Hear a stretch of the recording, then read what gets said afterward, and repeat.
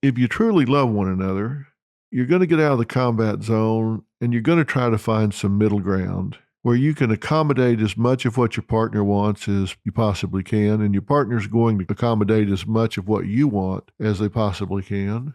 And that means both of you are moving towards the middle, and you're going to narrow the gap of difference a whole lot more than you think you can.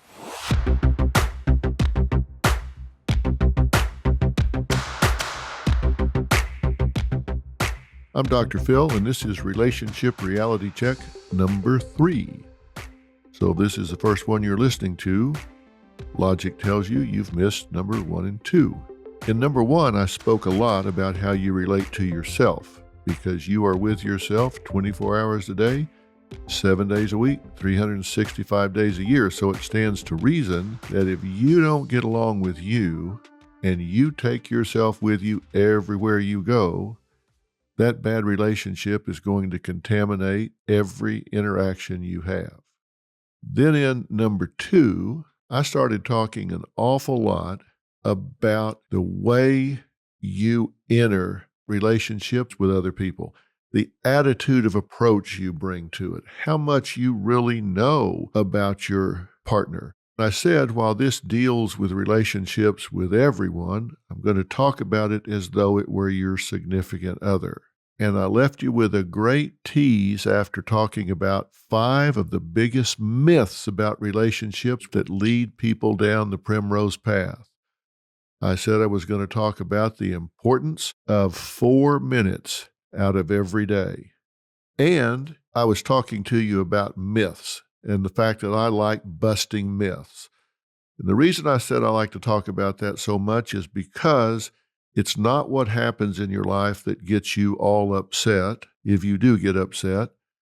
It's not what happens in the world. It's whether or not what you expected to happen happened in your life. You see, you have expectations, something in your mind about how things are supposed to be. If once you get into the situation, that's not what happens, that really bothers you. That's what upsets you. I've been a pilot since I was a teenager. I had a really great flight instructor. His name was Bill Solomon. He was in a little town in Texas. This was just an old cowboy. He wore cowboy boots and cowboy shirts, the kind that snap up the middle. They don't have buttons, they have snaps and all kinds of ornate stuff all over the front of them. Wears a cowboy hat, and he was just a flight instructor. He was a cowboy, lived on a ranch, had horses, cattle, and all, but he was a flight instructor. He was really a good student of human behavior. And I was very young and really very stupid, I'm sure. Lots of macho. I think he could tell that I had testosterone running in my veins instead of blood. And he sized me up pretty quick and said, I always teach my students based on how they're going to use an airplane. And I can tell already at a very young age, you're a hard driver. And that tells me that you're going to fly whenever you want to fly instead of when you should fly. For that reason, I suspect, unlike a lot of other people, you're going to fly whether it's clear and smooth or whether it's cloudy and raining and bumpy. So I'm going to teach you to fly in all kinds of conditions, because I'm predicting that's what you're going to do. And he did. This was in the summer, and there would be days in Texas where the winds were blowing 20, 35 miles an hour. And I'd call and say, I assume we're not having our lesson. He'd say, no, we're having our lesson, because I know if you get ready to go somewhere 10 years from now and it's all blustery and hot and blowing, you're going to go out there and strap in. So get out here. You're going to learn how to do it right now. So I would go out there and he would strap in, and we got in such weather that, those little vents you turn up in the ceiling to get air, I actually cut my head 2 or 3 times. It was so rough, I was hitting my head against the ceiling on those air vents. I mean, the airplane would just drop 500 feet and then jerk back up and move to the right, move to the left. It was like riding the wild mouse at the amusement park. But that's how I learned to fly. So later, when I had my license and I was by myself and I got into rough air, I was like, yeah, this is rough air. This is what I expected. I've been in this 100 times. This is what I learned to fly in. My pulse didn't go up one bit. But he also trained my older sister, Dina. She was a sweaty palm pilot. She flew when it was severe clear and mill pond calm. I mean, it had to be like glass. And that's the only time she wanted to fly. In fact, I'm not sure she ever left the pattern. She would go up, make a left turn, go downwind, make a left turn on crosswind, left turn on final, land. I think she just flew like a racetrack around the airport. That was the extent of her flight, and she absolutely loved it. And when she would fly by herself, she took a giant stuffed Snoopy dog and put it in the seat beside her because she didn't want to be by herself. The first time she ever got into any bumpy air, she completely panicked. Absolute crisis situation for her. I remember one time coming back from Oklahoma into Texas, we got on the fringe of some thunderstorms and it got pretty rough.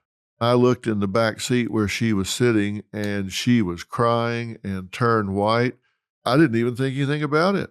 We got on the ground and I said, "What is wrong with you?" She said, "Oh my God, I can't believe we're still alive." And I have to say, she never flew again after that day. I'm dead serious. She never flew again after that day. Why? Her expectations were violated. Mine were not. I expected rough air. I learned to fly in rough air. I was used to being bumped around. It wasn't unsafe. It was just unpleasant. But for her, it was the same as going down in a screaming dive. It violated her expectations so much that she declared it a crisis, that she had cheated death and would never do it again. We had a completely different expectancy set. How many times in your life have you gone into a situation where you expected one thing and got another and were really, really upset? Think back on it now and ask yourself, was it really that bad? Was it really that difficult? Was it really that overwhelming that you had to get out of the situation, you had to eject? Or was it just that you expected it to be different? The fact that your expectations were violated, you panicked. So many people go into relationships expecting that it's going to be a success-only journey, expecting that it's always going to be love-filled, expecting that it's going to be like when you were dating, expecting that you're going to be in the infatuation, falling in love phase all of your life. And when you transition out of it, you think the spark is gone, the fire has gone out, something is wrong, we've lost it. So I must have picked the wrong person. When in fact, you've just made a normal transition from the honeymoon phase to the stability phase. You just labeled it wrong. So that's why I like to clear up myths. You might actually have a very healthy relationship, but because you have unrealistic expectations, you label it as being unacceptable when in fact it may be well above the norm. The first myth I talked about was a great relationship depends on a great meeting of the minds, meaning you have to see things the way your partner does. That's not true.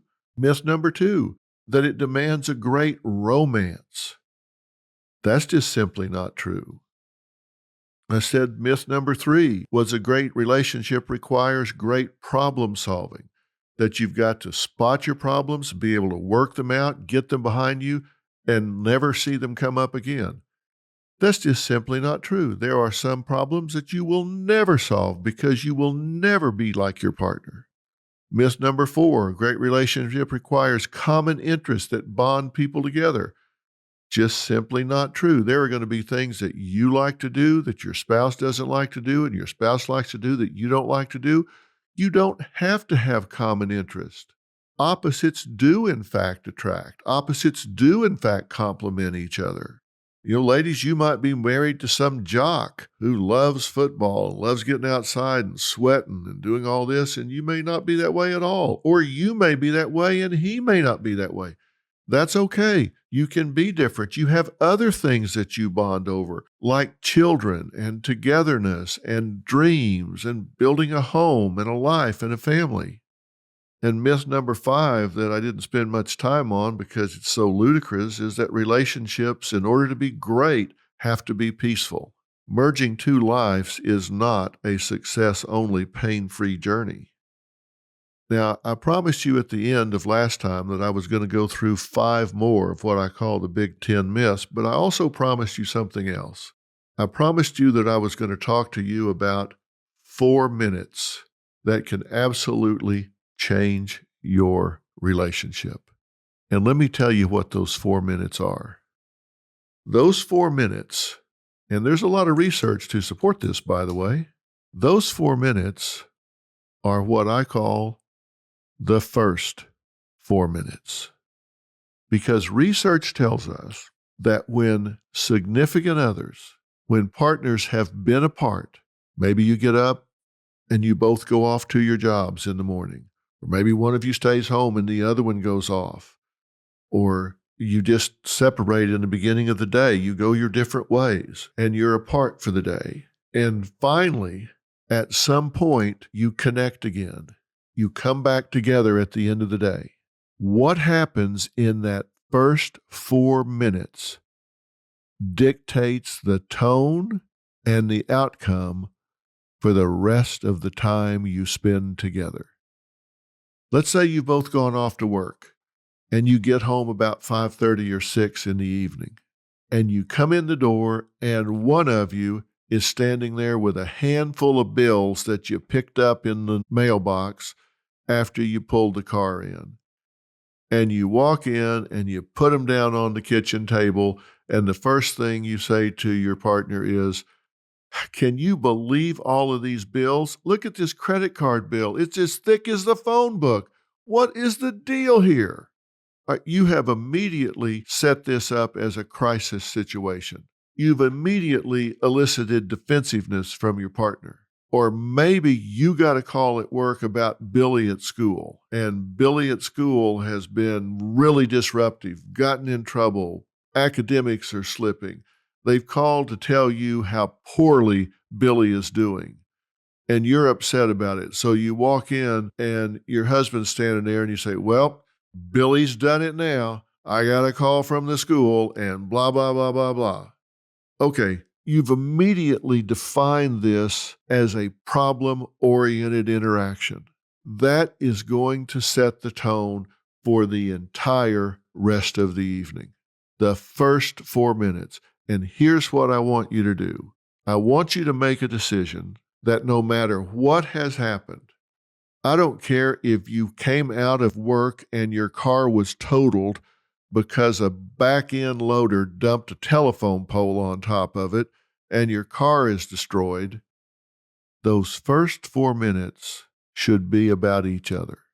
Those first 4 minutes should be devoted to something positive. Those first 4 minutes should be acknowledging each other as human beings, focusing on the good things in your life, focusing on maybe remembering why you chose this person as your partner in life. Maybe it's talking about something funny that happened. Maybe it's talking about something exciting that you have been planning a vacation together and you got some information today you want to share. Maybe it's a really fun story about a couple that's a friend of yours, something that the two of you can have a good laugh about. Maybe you got some pictures with the dog or the cat or so. I don't care. It doesn't matter. What matters is that the first 4 minutes are spent with the two of you personally regarding each other in a positive way. You don't walk in the door being negative. You don't walk in the door solving a problem.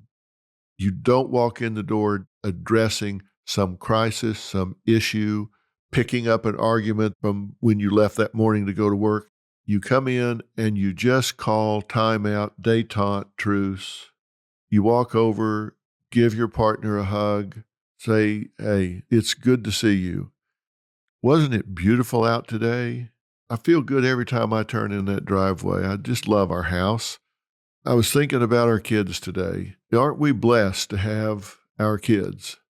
Whatever, you find something positive to share or interact, something that's happened in your life, something that's happened in their life, something positive. And if you come in and they hit you with a problem, it's like, oh, you're not going to believe what the school called about today. Well, I'm sure it wasn't fun, but we'll talk about that in a minute. Come over and sit down with me for a minute. Otherwise, how was your day today? Tell me something good. You don't have to be coy about it. Just say, tell me something good. Tell me something good that happened in your day today. Well, let me tell you something good that happened in my day today. You know, when you do that, that too sets the tone. It's amazing how momentum takes hold and you get that sense of camaraderie, that sense of unity, that sense of togetherness. Research has shown that if you will take those first 4 minutes and refuse to problem solve, refuse to deal with crises, refuse to give criticism, refuse to take the bait, and focus instead on 100% positive, something that's funny, something that's a joke, something that's peaceful, something that's meditative, something that's counting your blessings, anything that's positive. And it doesn't have to be some big formula where you get around together and you hum or you have some meditation exercise. You just come in and you just interact positively. That can change the destiny of where that relationship is going to end up by 11 o'clock that night. You do that 2 days in a row, 3 days in a row, 30 days in a row, 45 days in a row, then all of a sudden you have a completely different attitude, a completely different approach. So I know that seems like not a big deal, but I promise you, give me 30 days, 4 minutes a day. Think about it. Just 4 minutes a day. And if you get attacked in those first 4 minutes, don't take the bait. Turn the worm. Make it positive. Say, I'll talk about that in a minute, but tell me something good. Something happened to me today that was really fun. I want to tell you about it. And at the end of that, you need to deal with a problem. I promise you'll go at it with a completely different attitude. The first 4 minutes, that's a small thing you can do that has, in the aggregate, a significantly positive effect. And you're going to find as we move forward that small changes day to day, small changes in attitude, small changes in the way you speak, small changes in the way you act, add up across the days and the weeks and the months to completely overhaul a relationship. You don't have to leap tall buildings in a single bound. You can take the stairs. You just need to take a step up, take another step up, take another step up, and you don't even have to change your partner. You just need to change what you're doing, just what you're doing.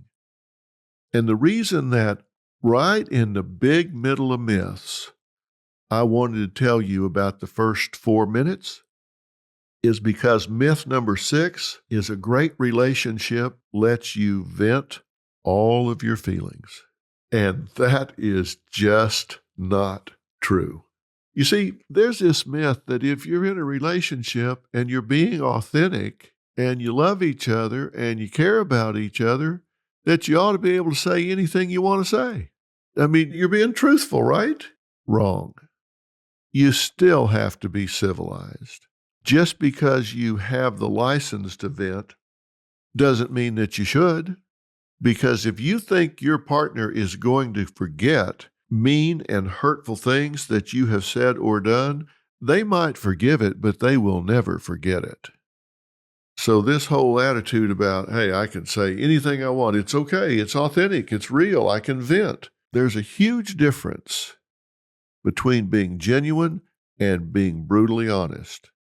And you remember we've talked about this. Being genuine conveys your real sentiment.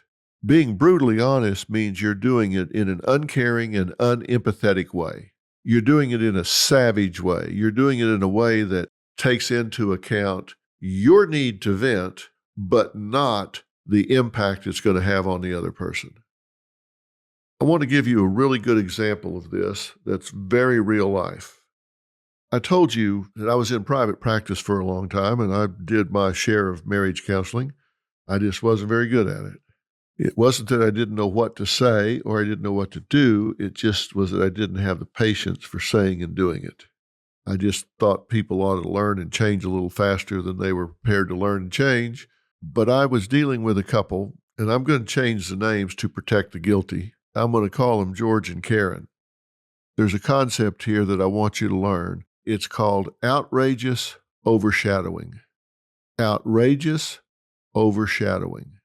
Think about those words for a minute. Outrageous overshadowing. What could that possibly mean?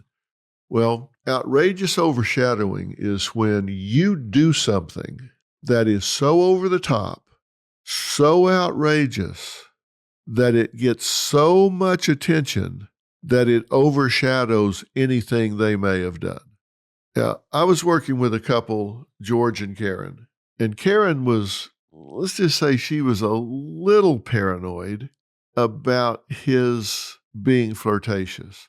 And I say a little paranoid because she saw a problem with everything he did. That was not realistic. But there were problems with some of the things he did. I mean, he did flirt some of the time. He did like attention from women, and he did kind of bask in that some. But they would go to church, and she would be jealous of Sister Margaret. Honestly. I mean, it didn't matter what he did. He could be at a stoplight, and a good-looking girl could pull up in the car next to him, and she would think it was planned in some way. And again, not to say that he was a saint, but she was so hypersensitive to it that she really lost all credibility. It was kind of like the little boy that cried wolf. Every time something came up, she made a huge deal out of it. And she might have been right 1 out of 20 times to a degree. I don't think he ever actually had an affair with anyone, but people have asked me many times, Dr. Phil, how do you define flirting? When does it cross the line? There's a real easy definition for me. If you wouldn't do it with your partner standing there, then it's crossing the line. If you're chatting up some guy or some guy's chatting up some cute girl at work, if you wouldn't do exactly the same thing with your wife or husband standing there, then that's probably crossing the line. That's just a real good way to judge that, in my opinion. But if you are so hypersensitive about it that it really has become a controlling, consuming jealousy, then you're hurting yourself and your partner. But she had made the decision one time that he had really been inappropriate at an office function. And, on a scale of 1 to 10, if 5 was okay, he might have been a 6 or a 7. He might have paid a little attention to a particular young woman that was kind of his fantasy. Didn't touch her, didn't go off with her, but certainly was offensive to her sensibilities. I think anybody that looked at the situation would have agreed. They had a blow up over this, and she kicked him out.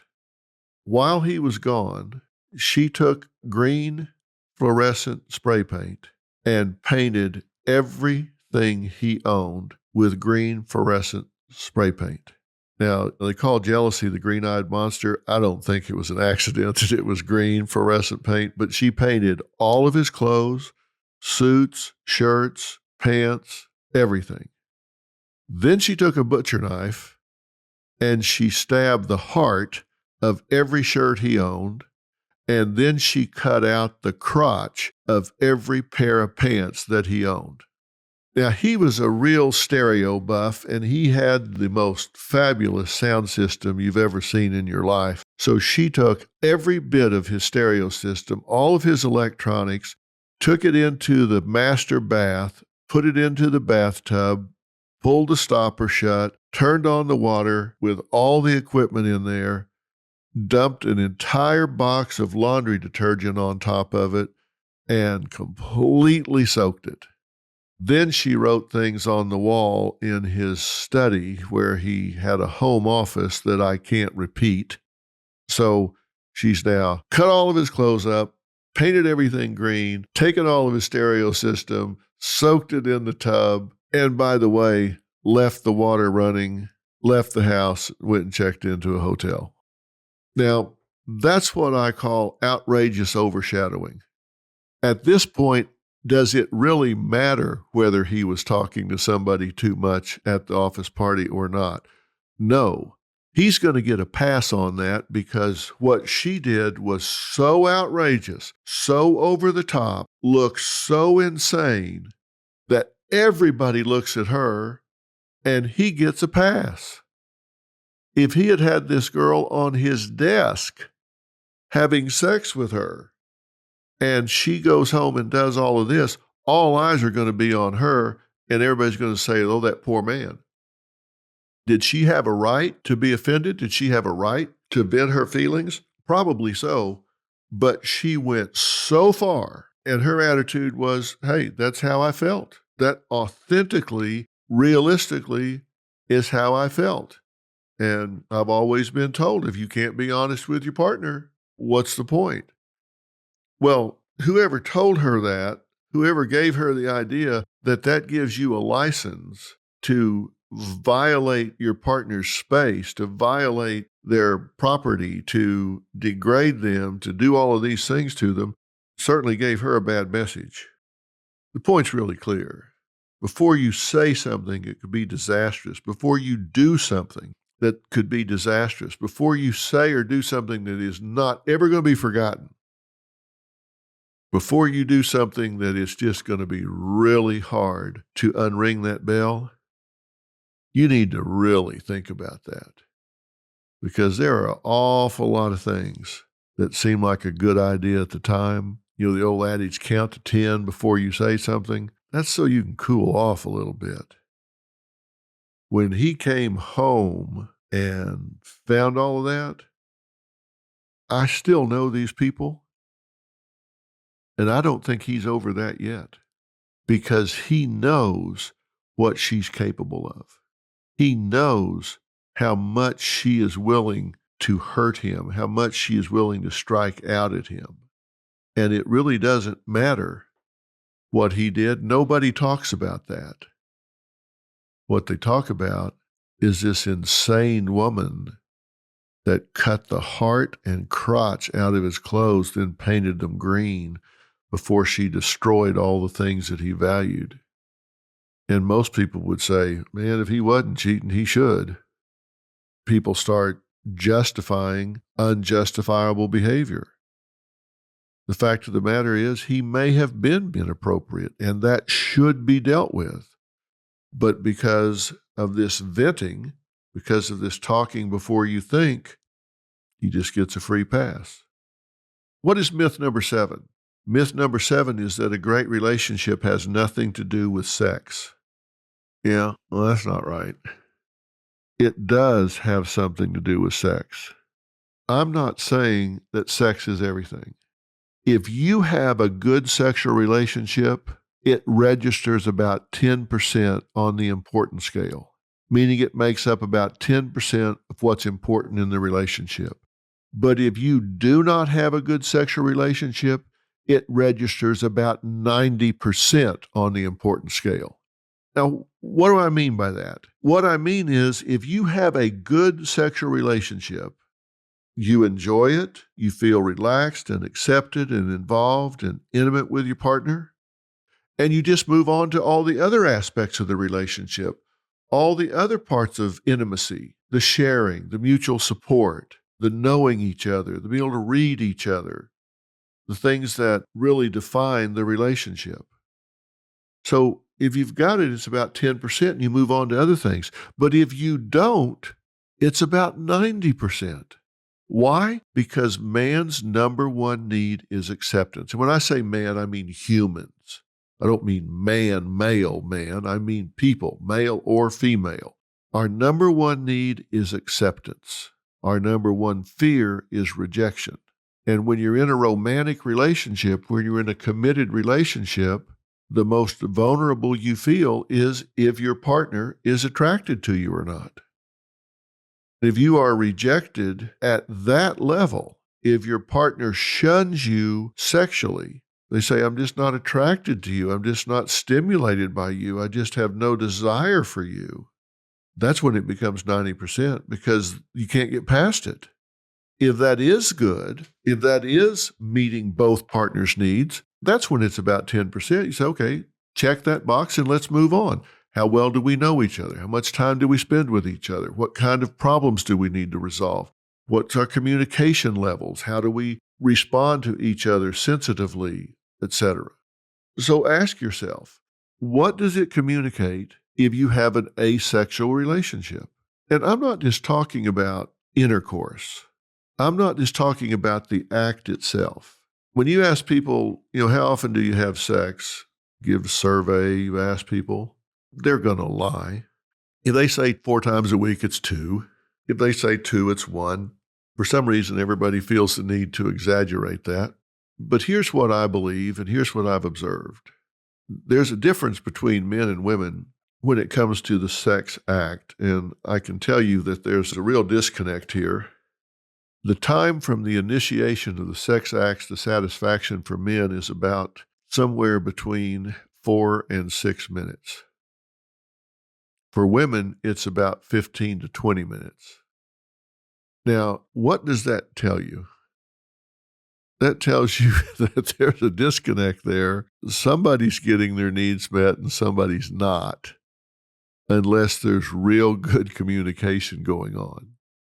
So somebody will say, how long does it take to have sex? I say, well, he says 4 to 6 minutes. She says 15 or 20. Here's what I say.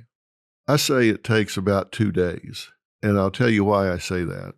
In the real world, in real relationships, having sex on a Wednesday night may start Monday afternoon or Tuesday morning. Because you're going through your week, you're busy buzzing around. Let's say Tuesday morning, you're both getting ready to leave, and you just take a little extra time. That kiss goodbye is just a little bit longer. That hug is just a little more personal and a little less hurried. When you get home that night and you're having dinner, maybe there's a little more physical contact in the kitchen. Maybe there's a little more eye contact, a little more interplay. Then the next morning, again, there's now actually a little flirtatiousness going on. There's maybe a call during the day. Then it comes time for dinner that night. Maybe there's a little more interaction then. There's a little effort to maybe put the kids to bed with a little less chaos. It just starts ramping up where the priority list is shuffled. What was at the top of the priority list, which was kids, job, laundry, car, bill paying, all of a sudden, your relationship starts drifting to the top. You start regarding each other a little bit more. You start paying attention to each other a little bit more. So Wednesday night, when you go to bed, you do have relations. I think in most situations, if you will look, that act actually started 18, 24, 36 hours sooner. Call it foreplay, call it dialing in, sensitivity, or whatever. The reason a good sexual relationship is so important is not that time that you're together in bed. It's all the time that's leading up to it. It's all the attention that you share with one another. It's everything that goes on between you leading up to it, and then the closeness that you have afterwards. That's why it's so important. Not just that 4 to 20 minutes. It's everything before that and after that. That's important because without it, you also start to lose emotion. You start to lose emotional expression. It can be of enormous symbolic importance. It can be the greatest single point of disappointment in a relationship. It can lead to feelings of deep anxiety and rejection and inadequacy, or it can be a great sense of security and appreciation. It causes you to focus on the other person. It causes you to pay attention to what their needs are. So is it important? Yes, it is. It's very important. Number 8, a great relationship cannot survive a flawed partner. Well, boy, oh boy, we better all hope that's not true. Because if that's true, we need to all get a bus to come through our neighborhood and pick us up and take us down to the courthouse together. Because we're all flawed partners. We're all flawed partners. Come on. It's all a matter of degree, right? Most therapists will wrongly tell you that if you have what lay people would call, quote, craziness, or even serious weirdness in the character makeup of one or both partners, that a good relationship, a healthy relationship, is just impossible. But of course, people that say that are selling therapy. They're saying, hey, you got to come in and get this fixed. No, you don't. No, you don't. I can't tell you how many marriages have come to a quick end because one of the parties would say that the person I married turned out to be really some kind of, quote, nutcase, or they turned out to have these quirky, idiosyncratic behaviors. I'm not sure we even really have a good handle on what normal is, but I'll guarantee you, you go down the neighborhood and you stop at one door and in another and in another and in another, whatever normal is at your house is not what they call normal at the house next door, or the house next door to them, or the house next door to them. It's different in every house. It's all in how you label this. I have dealt with families that have had full-blown psychotics in the home that were actually good parents, but they had certain characteristics about them that made them atypical. They were different. You know, relationships can be very adaptive, and you can really bend yourself around individual differences.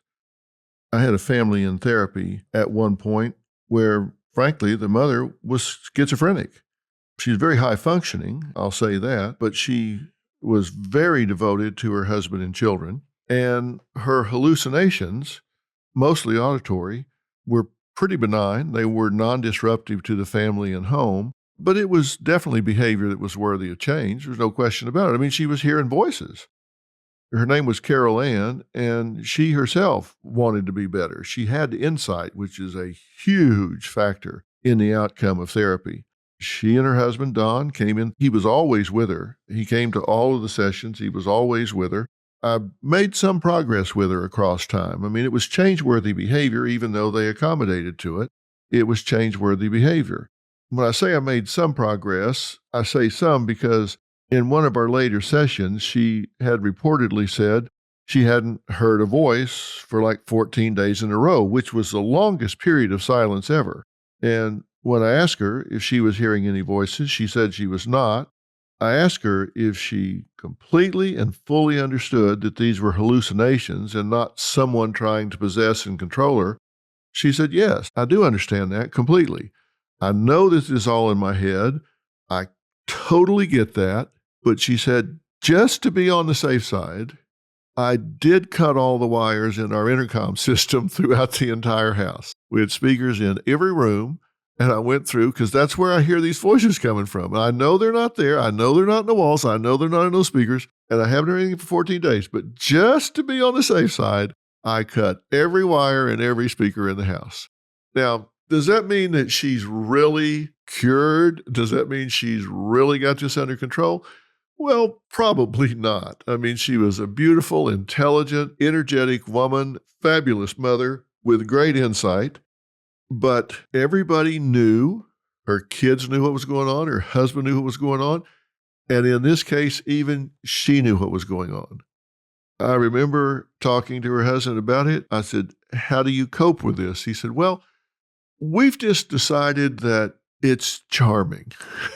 We've just decided that she's exotic and it's charming. She's not defensive about it. So I can just ask her, are you listening to me or are you listening to somebody else? And she'll say, well, I'm listening to somebody else, if you don't mind. So they just adapted to it. And look, I'm not saying that that should be on the resume of who you're looking for, that you go out and look for somebody that's neurotic or psychotic, but I am saying nobody is going to be like everybody else. And you don't have to say because somebody is atypical or has a unique way of being in the world that means you can't adapt to it. Maybe it's workaholic, maybe it's claustrophobia, or maybe they do have to have all of their P's in a line on their plate. As long as they're getting by, as long as they're functioning, and certainly if they're open to talking about it, you can accommodate this. That leads us right into myth number 9, which is there's a right way and a wrong way to make your relationship great. That is simply not true. Everybody is different. Everybody knows there's no right or wrong way to be in a relationship. Maybe you're in a relationship where the mom stays at home and the dad works. Maybe you're in a relationship where the mom works and you have a stay-at-home dad. It really doesn't matter. There's not one right way to raise children. There's not a right way to relate to your in-laws, to handle disputes, to deal with anything. You do what works for you. And you know couples who conform to no known model of relationships, yet they're happy. My grandparents on my mother's side are a perfect example. They defied every relationship rule or model I have ever even heard about. These were two simple, uneducated, hardworking people that spent 60-plus years married, living together in a small West Texas town. We were like 5,000 people in this town, and my grandfather ran a freight warehouse. My grandmother took in ironing. She worked 7 days a week. They were dirt poor, salt of the earth. And I had a great opportunity to watch these two people because I spent summers there as a teenager. They probably didn't speak to each other more than 25 words a week. They did not sleep in the same room. Their only common interest was survival. But even then, I noticed that they did relate. No matter where we were or what we were doing, they always seemed to arrange things in such a way that they were physically close to each other. And in most cases, they were actually touching each other in some way. They had this huge dinner table in this giant old house, and even if it was just the two of them eating a meal, they would both sit on one little corner of the table as though they were both eating off the same TV tray. Now, they may not say 25 words to each other, but it's amazing to watch the two of them. He was 6'9" and she was 4'11". It was really comical to see them walking down the street.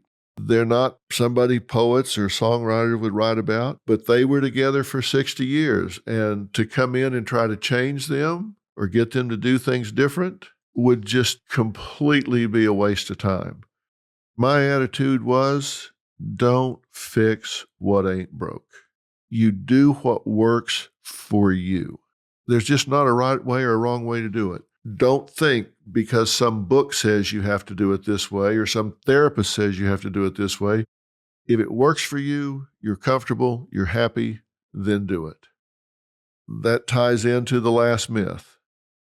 Your relationship can become great only when you get your partner straightened out. You don't need me to say much to you about this. The only person you control is you. You don't need to fix your partner. You can't fix your partner. You're not going to fix your partner. The house you need to clean is your own. You can inspire your partner. You can encourage your partner. You can trigger your partner. And I'll promise you, by the end of us doing what we're going to be doing here, you will inspire your partner to behave and think and feel in different ways. But never think you can control them. You have enough trouble controlling yourself. What I want you to do is say, look, this is relationship reality check. And what I want to do is make sure that I'm being a good partner, that my heart is open, my mind is open, my arms are open. I'm doing everything I can. And if this relationship doesn't work, it won't be because I was rigid. It won't be because I was demanding and controlling and judgmental. It will be because of some reason other than me. Because as for me, I'm going to approach this with an open mind and an open heart, and I'm going to lean into it and ask myself, as my life manager, what can I do to make this relationship work? What can I do to inspire myself and my partner and everybody around me to be passionate about being together? To do that, you're going to have to do something called eliminating your bad spirit, because we all have things that we do that get in our way. Some of us are scorekeepers. Some of us are fault finders. We just can't look at somebody without taking their inventory. Some of us are rigid. We think it's our way or the highway. We're passive warmongers. We just do all kinds of things that program us to fail. I'm going to get you to see that in yourself so you stop being self-defeating. And when you do, you're going to find that the principle of reciprocity does work. I'm going to get you to have the insight you need to recognize why the world relates to you the way it does. Because I have, since I was 12 years old, been fascinated with why people do what they do and don't do what they don't do. There's a second part to that, and that's how to get people to do what they do and not do what they don't do. There is a powerful weapon in getting people to do what you want and need them to do. It's what I call the secret sauce. And I'm going to reveal that to you the next time we talk. I'm DrPhil.